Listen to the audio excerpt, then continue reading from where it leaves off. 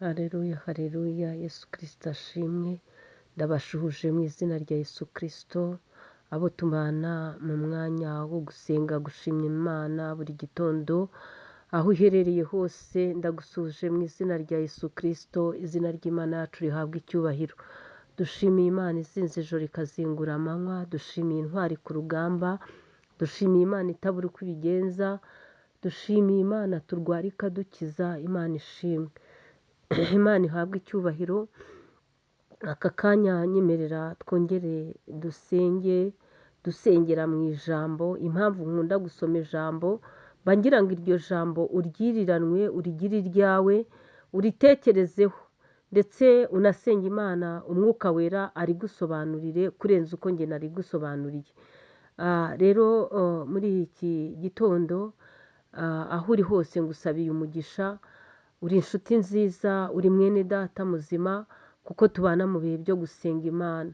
Muri kumwe na Bishop Leonira, umushumba w'itorero Elayono Mountain Church mu Rwanda. Turacyari muri teme yacu igira iti dufite ijambo ryavuzwe n'Uwiteka. Niyo mpamvu turiho. Twabonye ko Imana yatuvuzeho mu iremwa ryacu, irongera ituvugaho, itubwira uburyo ki izabana natwe mu rugendo ducamo rw'ubuzima rwa buri munsi. Uyu munsi rero turavuga ku buntu Imana yatuvuzeho ikagarukana imbabazi zayo zo kuducungura. Imana ishimwe. Nyemerera tuganire mu ijambo ry'Imana riri mu gitabo cy'umuhanuzi Yesaya, ibice 53, duhere ku murongo wa 4. Dusome mu izina rya Yesu Kristo. Ni ukuri intimba zacu nizo yishyizeho, imibabaro yacu niyo yikoreye, ariko twebweho twamutekereje nk'uwakubiswe n'Imana, agacumitwa nayo, agahetamishwa n'imibabaro. Nyamara ibicumuro byacu nibyo yacumitiwe, yashenjaguriwe gukiranirwa kwacu. Igihano kiduhesha amahoro cyari kuri we, kandi imibyimba ye niyo adukirisha. Imana ishimwe. Twese twayobye nk'intama zizimiye, twese twabaye intatane. Uwiteka amushyiraho gukiranirwa kwacu twese. Imana itugirire neza. Ijambo ry'Imana ritubwiye ryeruye neza, riratubwiye ngo imibyimba, intimba zacu nizo yishyizeho, imibabaro yawe n'iyanjye niyo yikoreye. Ngo ariko twebweho twamutekereje nk'uwakubiswe n'Imana. Imana ishimwe. Nakubwiraga ngo dufite ijambo ryavuzwe n'Uwiteka. Uwiteka yatekereje ku gucungurwa k'umwana w'umuntu, atekereza ko hariho amategeko y'ibitambo, arangije abona ko abakene bazabamo, ndetse abona n'ubwiyongeranye bw'ibyaha ko buzagwira. Imana ishimwe, iremera itanga Yesu Kristo, yisiga iheruheru, iravuga ngo naze agucungure. Agucunguza imibabaro ikomeye cyane, agucunguza zirya nkoni, agucunguza kurya gucunaguzwa, agucunguza urupfu rubi. Yesu Kristo ntiyagira icyo yisigariza. Ngo ariko twebweho ngo twamutekereje ngo nk'uwakubiswe n'Imana.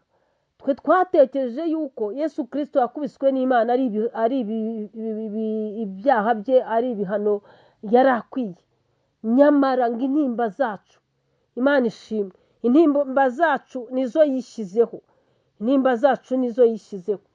Irya mibabaro, zirya ngaruka z'ibyaha byawe, zirya ngaruka zose, yaravuze ngo reka mucungure. Cyokoza niyemera akemera kuba umwana w'Imana, akakira Yesu Kristo nk'umwami n'umukiza we, icyo gihe azaba ahaye agaciro amaraso yamenekeye i Golgotha, amaraso namumeneye. Niyo mpamvu rero nakubwira ngo aka kamwanya hari ijambo ryavuzwe n'Uwiteka. Gucungurwa k'umwana w'umuntu byaje muri gahunda z'Imana, kuko Imana yari imaze kubona yuko abakene bazabaho. Imana imaze kubona ko ibyaha by'umuntu byisukiranye umunsi ku munsi. Imana irareba isanga igitambo kizima nyacyo ari amaraso ya Yesu Kristo, ari ugukirizwa muri Yesu Kristo, ari ukwemera yuko Yesu Kristo atubatura mu byaha, ari ukwemera ko Yesu Kristo amaraso ye abasha kukwezaho ibicumuro. Niyo mpamvu rero iryo jambo ryavuzwe n'Uwiteka, niyo mpamvu turiho.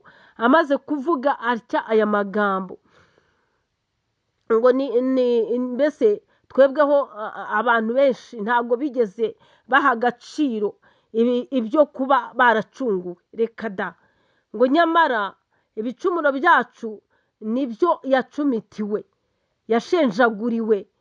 Gukiranirwa kwacu, igihano kiduhesha amahoro cyari kuri we, kandi imibyimba ye niyo adukirisha. Imana ishimwe cyane. Imibyimba Yesu Kristo niyo agukirisha. Imana iguha umugisha. Ugenda utekereza kuri iri jambo, nurangiza wikirize umutima wawe kuri teme yacu ivuga ngo dufite ijambo ryavuzwe n'Uwiteka. Niyo mpamvu turiho kuko twacunguwe n'amaraso ya Yesu Kristo. Turiho kuko Yesu Kristo yemeye kubabazwa mu mwanya wacu. Turiho kubera ko Yesu Kristo akiri ku ntebe y'imbabazi. Turiho kuko Yesu Kristo agiteze amaboko kugira ngo abarushye n'abaremerewe bose bamusange abaruhure. Turiho rero kubw'ijambo ryavuzwe n'Uwiteka. Niyo mpamvu turiho. Shalom shalom. Ineza yawe ku mwana w'umuntu, ineza yawe